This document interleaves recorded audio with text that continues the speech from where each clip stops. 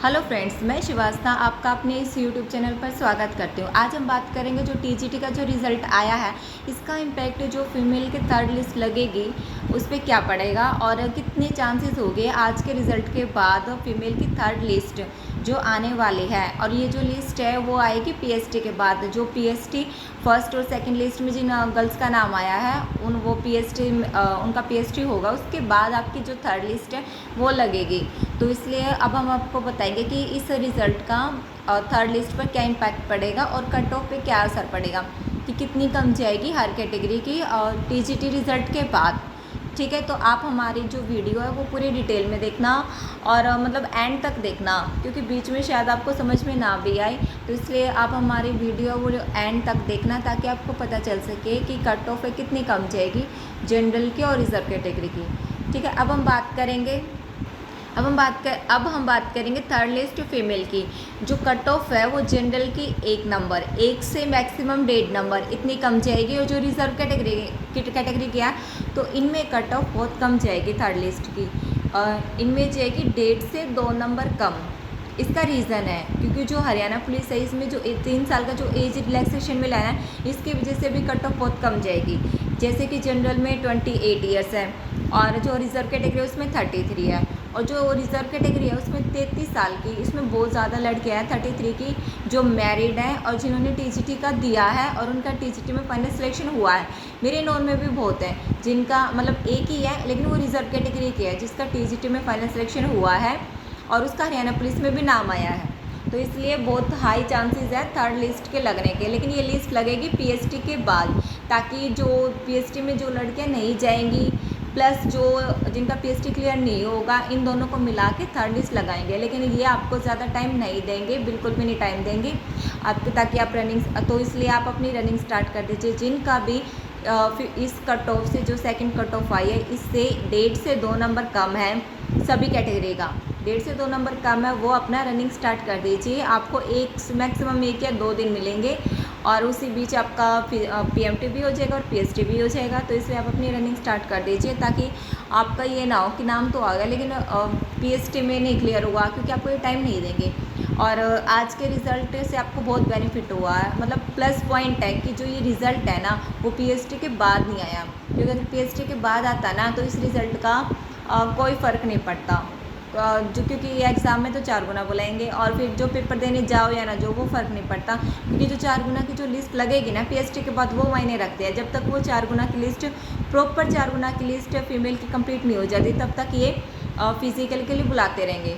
इसलिए third list लगने के पूरे हाई चांसेस है टीजीटी के रिज़ल्ट की वजह से, क्योंकि बहुत कॉमन गर्ल्स हैं जिनका हरियाणा पुलिस में भी नाम आया है और टीजीटी के फाइनल सिलेक्शन में भी हुआ है। तो जिनका टीजीटी में फाइनल सिलेक्शन हो गया वो रेस करने बिल्कुल भी नहीं जाएंगे, इनफैक्ट वो रनिंग आज से ही छोड़ देंगी, क्योंकि उनकी 4600 ग्रेड पे है तो वो हरियाणा पुलिस में नहीं जाएंगे, क्योंकि उनकी पहली प्रायोरिटी भी टीजीटी है। तभी तो वो टीजीटी की तैयारी कर रही थी और टीजीटी उन्होंने दिया। हरियाणा पुलिस तो बहुत मतलब साइड बाय साइड रखते हैं कि भी इतनी बेरोजगारी है कि कम से कम कोई जॉब तो हो, तो इसलिए, और इन्होंने 5 साल से कोई भर्ती भी नहीं की, इसलिए मोस्टली गर्ल्स जो कॉमन है वो इसी वजह से है, जो हरियाणा पुलिस में भी है और टीजीटी में भी है। और एज का फैक्टर भी बहुत मायने रखता है, क्योंकि ये जो 3 साल का एज रिलैक्सेशन मिला इस वजह से भी बहुत सारी गर्ल्स टीजीटी की हरियाणा पुलिस में इंक्लूड हो गए। तो इसलिए ये आपका बहुत बेनिफिट है थर्ड लिस्ट के लिए। जो वेट कर रहे हैं, जो पॉइंटे से रह रहे हैं, वो अपना फिजिकल की स्टार्ट कर दीजिए, आपको बिल्कुल भी टाइम नहीं मिलेगा। आज लिस्ट लगी है, परसों आपका फिजिकल है, और जो दूर से हैं उनका तो एक दिन पहले जाना पड़ता है, क्योंकि मॉर्निंग में फिजिकल होता है और 6:30 बजे वही एंट्री होगी जैसे पीएमटी में हुआ था। तो इसलिए अपना रनिंग स्टार्ट कर दीजिए, आपका नाम पूरे चांस है थर्ड लिस्ट लगने के। और जिन गर्ल्स की हाइट प्रॉब्लम है, जैसे पूरी एग्जैक्ट जनरल कैटेगरी में 158 आ रही है और रिज़र्व कैटेगरी में 156 आ रही है, लेकिन जब हम वहाँ पे मेजर करवाते हैं ना, जैसे घर पे आ जाती है, फिर कहीं और कोई और मशीन पे मेजर करवाते हैं तो एग्जैक्ट आ जाता है, लेकिन जब हम वहाँ पे मेजर करवाते हैं तो 0.5 का फ़र्क लग जाता है। तो इस वजह से उस फ़र्क को कम करने के लिए ना वो कम इसलिए होता है क्योंकि जब हम खड़े होते हैं ना, कोई भी गर्ल्स वो खड़े होते हैं ना तो कमर को झुका के खड़े होते हैं, जिसकी वजह से 0.5 सेंटीमीटर का फ़र्क आ जाता है। तो जब आप खड़े हो ना तो आप अपनी कमर को सीधा रखना और कंधे बिल्कुल स्ट्रेट, और गर्दन तो खुद ही स्ट्रेट कर देते हैं, इसलिए अपनी कमर स्ट्रेट रखना ताकि आपकी जो हाइट है, जो 0.5 सेंटीमीटर की जो कमी है 1.5 से 1 सेंटीमीटर की कमी का मतलब 1.5 से 1 सेंटीमीटर का बहुत फ़र्क लगेगा। इसलिए कमर सीधी जैसे फौजी परेड के टाइम का खड़ा होता है ना, वैसे खड़े होना है, बिल्कुल स्ट्रेट। फीमेल स्पेशली फीमेल्स अपना कमर सीधी करके खड़े रहना, जो स्पाइनल कॉर्ड है वो बिल्कुल स्ट्रेट रखना और कंधे स्ट्रेट और मतलब फेस भी स्ट्रेट बिल्कुल एकदम जैसे अटेंशन की पोजीशन होती है ना, बिल्कुल टाइट है। और जो सांस है मतलब जो जैसे हम ब्रीदिंग करते हैं तो जो सांस है वो पेट में रखना, जैसे जिससे पेट टाइट होएगा, मतलब टाइट फील होगा। तो ये सब मुश्किल से 5-10 सेकंड लगेंगे ये सब प्रोसेस में। तो इससे आपकी जो हाइट है ना, जो 1/2 सेंटीमीटर या 1 सेंटीमीटर का बहुत फ़र्क लगेगा। ये आपको वहीं पे पता चल जाएगा, जैसे कि आप जो घर पे मेज़र करते हो और वहाँ पे मेज़र करते हो तो एग्जैक्ट आ जाएगी। और वैसे वहाँ पे स्टाफ भी बहुत कोऑपरेटिव है, इतनी टेंशन की भी बात नहीं है। जिनकी नहीं मेज़र मतलब करेक्ट नहीं आ पाती, एक्यूरेट नहीं आ पाती, तो वो चांसेस देते हैं। और जब तक कैंडिडेट सेटिस्फाई नहीं हो जाता तब तक वो चांस देते हैं। और थोड़ा रिलैक्स हो जाए ना, वहाँ टेंशन मत लेना एकदम बिल्कुल। मतलब जब आप हाइट मेज़र करो, जो मशीन पे जाओ ना, जो एडी से वो सेंसर टच करवाएंगे, वो टच जब आप करो ना, टच करने के बाद बिल्कुल एकदम नी स्ट्रेट, कमर स्ट्रेट, और जो सांस है वो बिल्कुल पेट में रोक लेना, बिल्कुल एकदम अटेंशन की पोजीशन में खड़े रहना, ताकि आपकी जो हाइट इशू आ रहा है 1/2 सेंटीमीटर 1 सेंटीमीटर वो ना आए, और आपकी हाइट प्रॉपर जनरल कैटेगरी 158 और रिजर्व कैटेगरी 156 ये पूरी करेक्ट हो जाए। और हाइट मतलब जो हाइट में निकलती है थोड़ा बहुत, अगर किसी भी गर्ल्स को इस चीज़ से बेनिफिट मिलेगा तो वो ज़रूर बताना कमेंट में कि भी हाँ इससे बहुत फ़र्क मिला। जो क्योंकि जिनका पहले हुआ था, पिछली भर्ती में हुआ था पीएमटी, और जो इस भर्ती में पीएमटी होगा उसमें ये देखना कि हाइट पहले कितनी मेजर थी और अब कितनी मेजर है।